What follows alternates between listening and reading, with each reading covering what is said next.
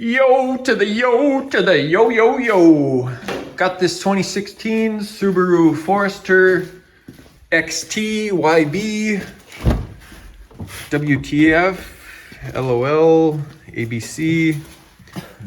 Just gonna replace this cabin air filter. Should be pretty straightforward. You can just excuse the mess here. But first thing will be pulling out your dash there, or your what do you call it? Glove box. Glove box. Glove box. Clips on each side. You want to pull this out. Yep. Pull them out. Pull them back. Unhook them, and then the glove box should just hinge away. This might fall out. No, it stays there. No, it'll fall out. Push the two sides together. Push the two sides in, and then you'll see that it rotates down and out. This here is what you're pushing together. These clamp on little posts underneath. Together, but yeah. Yeah, we should have some light. We got some light. Okay, we got some light up in here. Is that spring loaded or no? It's just an air. Oh, look it. Oh, nice. This likely will fall out. That's kind of neat.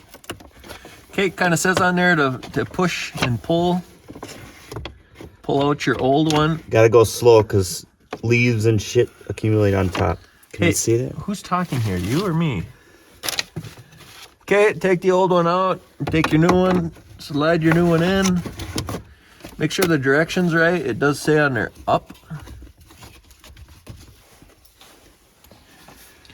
Take your shock and make sure that's in there properly. This hole.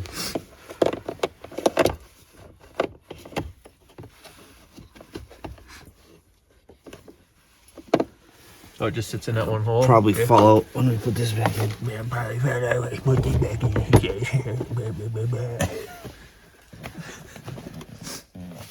What'd you have there? KFC? That looks pretty good. All the stuff's all full out. It's a good idea if you do this. Make sure you clean your car. Clean your car and don't have it full of stuff. It's getting the shock pushed in there. And there you have it.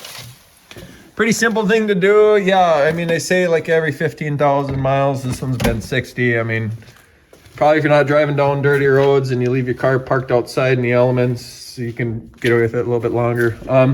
There you have it. Until next time.